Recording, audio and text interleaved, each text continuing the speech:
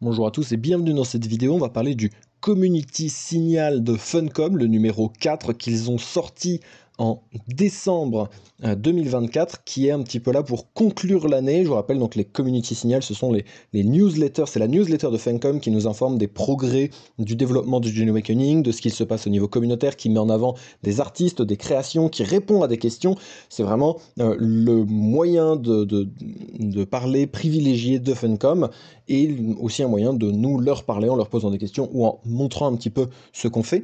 Donc dans ce Community Signal numéro 4, ils ont parlé donc de 2024, qui a été l'année de la bêta, qui a commencé par une... alors la bêta a théoriquement commencé en 2023, mais pour le storytelling, on va dire que ça a commencé en 2024 avec une bêta fermée intermittente, qui est aujourd'hui une bêta beaucoup plus massive, toujours fermée, mais qui marche 24 heures sur 24, 7 jours sur 7. Ils ont un petit peu parlé aussi de la DreamHack de Stockholm, ils ont fait un petit peu de communication, c'était assez intéressant, mais ce pourquoi je voulais faire cette vidéo, c'est qu'ils ont parlé de statistiques sur Arrakis, des statistiques qui nous viennent directement de la bêta. Donc là, on a des infos qui sont presque sous NDA.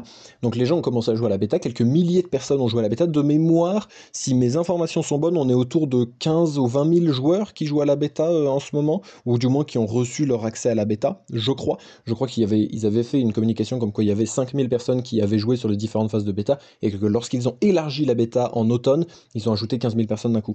Donc, les stats d'Arrakis, il y en a 3 qui sont vraiment intéressantes ou qu'ils nous donnent. Il y a donc Deadly Arrakis, à savoir comment les gens sont morts. On a 58% des morts qui sont dus au PNJ du jeu, donc ça veut dire qu'ils sont vraiment redoutables, c'est en affrontant dans des camps, dans des donjons, ça, il y a un peu de difficulté, c'est bien. On a 27% des joueurs qui sont morts à cause du verre, et on a 22% des joueurs qui sont morts à cause de la déshydratation. Donc là, on a pas grand monde qui est mort à cause des tempêtes, mais en tout cas, le verre tue beaucoup, l'eau évidemment, et les PNJ évidemment. Ils ont aussi rajouté une petite stat sympathique. 98% des joueurs qui ont joué plus de 10 heures sont morts. Il n'y a que 2% de survivants sur ceux qui ont joué plus de 10 heures. Il n'y a que 2% de survivants. C'est assez ouf de voir ça. C'est vraiment un jeu de survie où on meurt, quoi. Ensuite, ils ont parlé des mentors.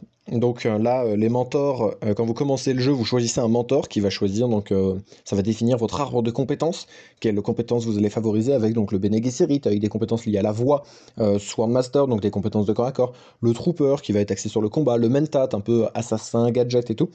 Et donc on a le 31% pour le Bene Gesserit, 24% pour le Swordmaster, 23% pour le Trooper et 22% pour le Mentat. Un gros avantage Bene Gesserit. C'est quelque chose, peut-être que c'est mieux, ou peut-être que en termes de lore, c'est un peu plus parlant et que les gens aiment bien. Et puis la voix, ça fait un peu rêver. Tu penses à Dune, évidemment, tu penses à la voix.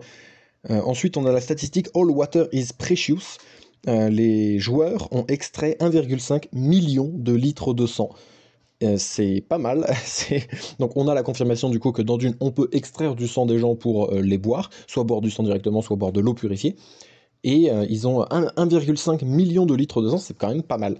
Si on fait un petit calcul, il y a 6 litres de sang pour un mec, supposons que 5 litres soient exploitables, ça fait quand même pas mal de gens, hein. 5 litres de sang par personne, 1,5 million, ça veut dire au moins 300 000 morts, 300 000 PNJ tués, c'est un vrai carnage.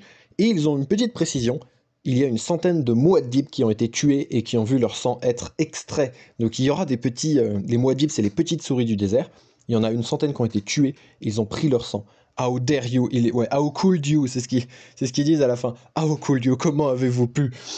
Donc, rappelez-vous, vous pouvez participer à la bêta. Dans le Community Manager numéro 4, il parle d'autres choses, mais je vais en faire des vidéos dédiées. Voilà, tout simplement, il y a 2 vidéos qui vont arriver, notamment une sur les FAQ, les questions que les joueurs posent et auxquelles les développeurs répondent, et une personne qu'ils ont présentée dans le Community Manager, dans le Community Signal niveau 4, et je vous en parlerai dans une prochaine vidéo. Je vous dis à très vite.